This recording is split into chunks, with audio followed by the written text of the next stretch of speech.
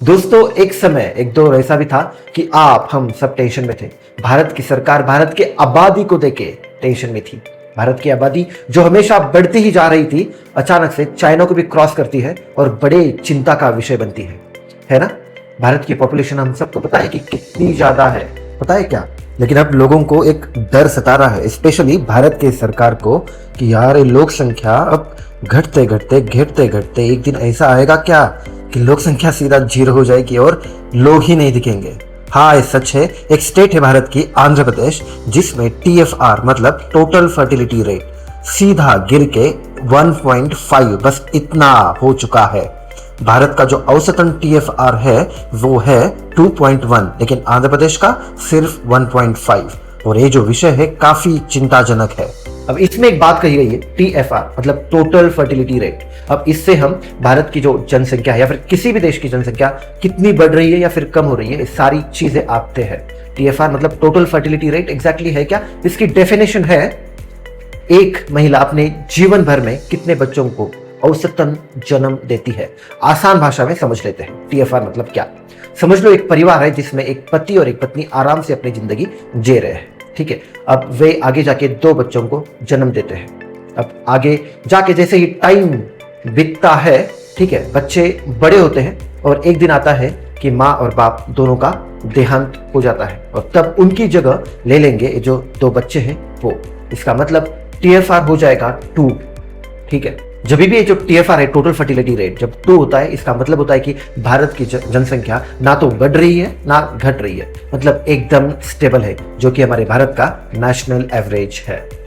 बात करते हैं, दूसरा एग्जांपल लेते हैं। एक परिवार है जिसमें माँ बाप आराम से अपनी जिंदगी जी रहे हैं और वे बस एक बच्चे को जन्म देते हैं। आगे बढ़कर जब माँ बाप का देहांत हो जाता है, उनकी जगह सिर्फ एक बच्चा ले लेता है। इसका मतलब क्या हुआ? माँ बाप 2 थे और उनकी जगह लेने के लिए बस एक ही बच्चा है। इसका मतलब जो भी जनसंख्या है वो घट रही है। ऐसे ही घटते घटते आंध्र प्रदेश का जो TFR है बस 1.5 बस इतना है फिलहाल अभी के लिए। तो फिर आंध्र प्रदेश का TFR 1.5 एक चिंता का विषय है। क्यों? क्योंकि एक दिन ऐसा आएगा कि जनसंख्या घटते घटते कम होते होते हर जगह पे बस बूढ़े दिखेंगे और जो युवा पॉपुलेशन है वो बहुत कम हो जाएगी। What about employment, what about human resource, what about all the resources, what about GDP, state run कैसे होगा? और एक काफी चिंताजनक साबित हो सकता है। फिर ऐसा एग्जैक्टली हो क्यों रहा है? एक सर्वे में ऐसा पाया गया है कि समय के साथ हमारी जो जीवन शैली है वो कंप्लीटली बदल रही है। आंध्र प्रदेश में देखा जाए तो पहले शादी का जो औसत एज था बस 18 साल का था, वो सीधा बढ़ के 24 साल का हो गया है। मतलब शादी लेट हो रही है, इसलिए बच्चे भी कम पैदा हो रहे हैं, है ना।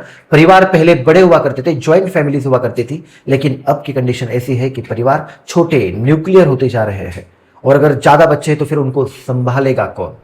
बस इसी बदलाव को देखते हुए अब सरकार की सोच भी बदल रही है। पहले सरकार का ध्यान था कि किसी भी तरह जनसंख्या को कम किया जाए, कभी इंसेंटिव्स देकर, कभी नियम बनाकर, कभी कभी सख्ती से भी।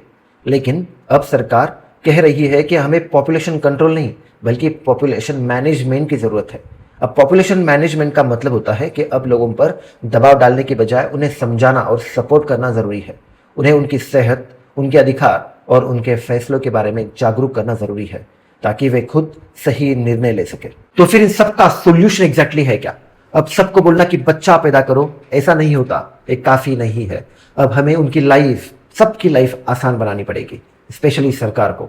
अब सबको मिलनी चाहिए एम्प्लॉयमेंट, घर सुरक्षित और महिलाओं के लिए अच्छी सपोर्ट सिस्टम मिलनी चाहिए और बच्चों के लिए रहने के लिए और उनका पालन पोषण करने के लिए एक संतुलित आहार। ये सब कुछ सरकार को देखना पड़ेगा और जब उनकी जिंदगी आसान होती जाएगी तभी वो बच्चे और जन्म देने के लिए सोचेंगे। और दोस्तों, इस कहानी के अंत में बस एक ही चीज मुझे समझ आती है कि जनसंख्या सिर्फ संख्या नहीं है, बल्कि वे बताती है कि लोगों की जिंदगी कैसी है, लोगों के लिए हुए फैसले और लोगों के हालात को बयां करती है।